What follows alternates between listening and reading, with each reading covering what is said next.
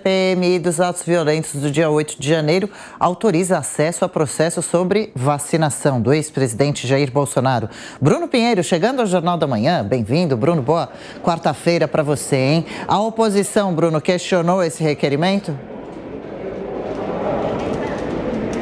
Não resta dúvidas, né, Adriana? Você é um ótimo dia, quem nos acompanha, sempre uma alegria, uma honra e uma satisfação. Justamente esse requerimento que não é a linha de investigação do 8 de janeiro. Diante disso, havia esse requerimento a ser analisado entre cerca de 850 requerimentos. Esse estava na agenda de ontem, que era justamente sobre o sigilo do aparelho celular do ex-presidente da República e do seu ajudante de ordens. Só para a gente entender rapidamente, Adriana, que essa operação da Polícia Federal, ela iniciou justamente sobre o comprovante de vacinação e durante essa investigação no aparelho celular chegou até esse planejamento do seu ajudante de ordens sobre essa estrutura, o que iria acontecer no 8 de janeiro. Então, diante disso, havia esse requerimento que olhasse esse aparelho celular e, na sequência, também acesso ao comprovante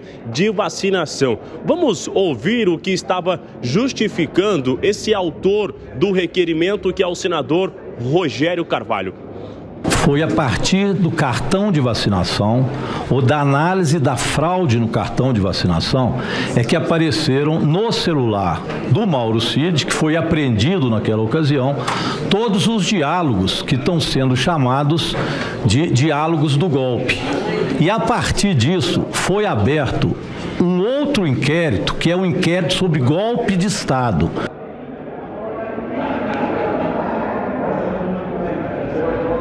É isso. E diante disso, a gente acompanhou então que os aliados do governo Lula justificando por qual motivo olhar de fato esse documento, esse aparelho celular, e de um outro lado a oposição, o deputado Nicolas Ferreira, justificou que não tinha objetivo em olhar esse comprovante de vacinação, já que a investigação é sobre os atos radicais do 8 de janeiro. Vamos ouvir a oposição. Tal requerimento extrapola a competência dessa CPMI quando decidem, investigar fatos que não têm pertinência com sua investigação, conforme a investigação de fraude nos cartões de vacinação do ex-presidente, não somente dele, mas de familiares e assessores. Então, dessa forma, eu solicito que Vossa Excelência que esse requerimento seja retirado da ordem do dia. Olha, antes de ser analisado esse requerimento, chegou a ter uma sugestão de que ele acabasse sendo reeditado, ou seja, retirasse esse objetivo de analisar o comprovante de vacinação. Mas isso não aconteceu, ele foi analisado e foi aprovado, ou seja, o sigilo será retirado sobre este aparelho celular de Jair Bolsonaro e do seu ex-ajudante de ordens. Entre isso, outros nomes já foram aprovados e serão ouvidos na semana que vem. Só para a gente já finalizar, hoje, daqui a 5 minutos aproximadamente, às 9h30 da manhã, haverá uma reunião aqui no Senado Federal. Essa reunião que vai estabelecer o agendamento, o dia que essa oitiva vai acontecer justamente. E existe esse planejamento de iniciar os depoimentos com a vinda de Anderson Torres, ex-ministro da Justiça e ex-secretário de Segurança do Distrito Federal. A expectativa é que essa oitiva aconteça na quinta-feira da semana que vem. A gente vai acompanhar essa reunião e logo mais o resultado, o que será agendado, será estabelecido após esta reunião da CPMI do 8 de janeiro, que já está chegando a cerca de 900 requerimentos que serão analisados em várias reuniões que vão se estender em cerca de 6 meses no Congresso Nacional. Adriana. Deve levar um tempo mesmo, hein? Bruno Pinheiro já volta ao vivo de Brasília, a Amanda Klein, mais cedo um pouco aqui no Jornal da Manhã a gente já comentou, se quiser reforçar sobre os convocados para essa CPI do 8 de janeiro. Agora, o cartão de vacinação, suposta fraude nesse certificado do ex-presidente Jair Bolsonaro, pode interessar também a essa comissão? Adriana, interessa por causa do que o deputado Rogério Correia disse. Tem muita coisa no celular do Mauro Cid, muita coisa que ainda não saiu, que não foi divulgada, dados que estão sob sigilo. E tem o tal do plano de golpe com a GLO, a operação de garantia da lei e da ordem, que o presidente da República pode pedir quando há algum tipo de ameaça à paz social, à paz pública, algum tipo de desordem. Parece que fazia parte, né? Fica mais claro o roteiro que o governo anterior, alternativas para que acontecesse um golpe. É isso que o governo quer deixar claro. E começou essa CPMI marcando gol de placa, porque convocou Mauro Cid, Braga Neto, Anderson Torres, Silvinei Vasquez, que é ex-diretor da PRF.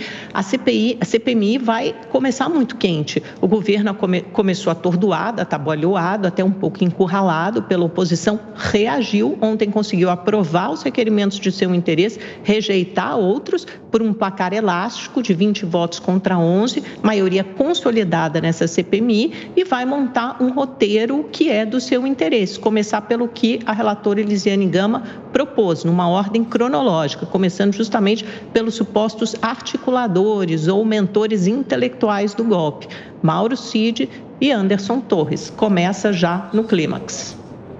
Pois é, essa CPMI é a Comissão Parlamentar Mista de Inquérito para investigar o que aconteceu, a suposta tentativa de acabar com a democracia no Brasil. Só que o C do CPMI, a gente vai ter que mudar de comissão para circo. Porque trazer o cartão de vacinação do Mauro Cid, um tenente-coronel, e aí diz, não, mas olha, ele mandou lá uma minuta de lei, da garantia de lei da ordem, por um sargento. Só que o 8 de janeiro, o Bolsonaro já não era mais presidente da República, o Mauro Cid já não tinha mais a sua função ali junto ao presidente. Enfim, para que a minuta? Qual é a relevância da minuta? É de saber se, de alguma forma, ela era parte de uma grande trama para derrubar o governo que havia sido empossado em 1º de janeiro. Agora, imaginar que este tipo de movimentação seria levado a cabo e teria alguma chance de prosperar com o tenente-coronel Mauro Cid e o sargento, realmente é uma forçação de barra. Só que a oposição está deixando essa narrativa se consolidar e o circo dominou ali o que deveria ser uma comissão.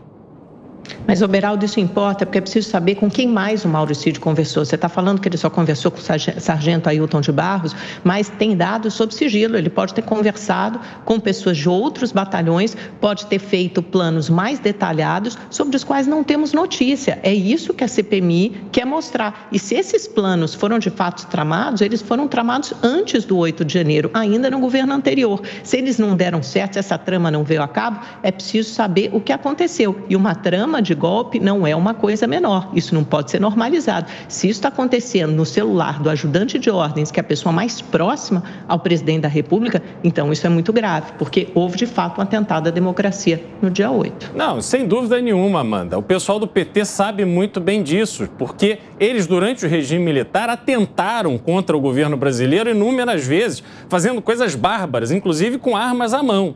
O ponto é que, se houve uma tratativa para que o governo permanecesse no poder, porque não faz sentido, olha, vamos aqui dar um golpe, mas vamos sair do governo, aí vamos deixar um novo governo assumir para que então a gente derrube esse governo. Isso não faz nenhum sentido. Se eles estivessem ali, de fato, com um plano para deturpar o processo democrático, este plano deveria ter sido executado antes para que eles se mantivessem no poder. Naquele 8 de janeiro, não houve envolvimento das Forças Armadas, não houve um suporte nem das Forças Armadas, nem de nenhuma força policial para a tomada do poder. Você vai alegar que, olha, mas tiveram ali policiais, etc., que não agiram de forma contundente como deveriam ter agido, como também tiveram pessoas ligadas ao GSI que não agiram da forma contundente como deveriam ter agido. Enfim, isso tudo eu concordo que tem que ser investigado. Mas a gente não pode superdimensionar aquilo que nós testemunhamos como brasileiros.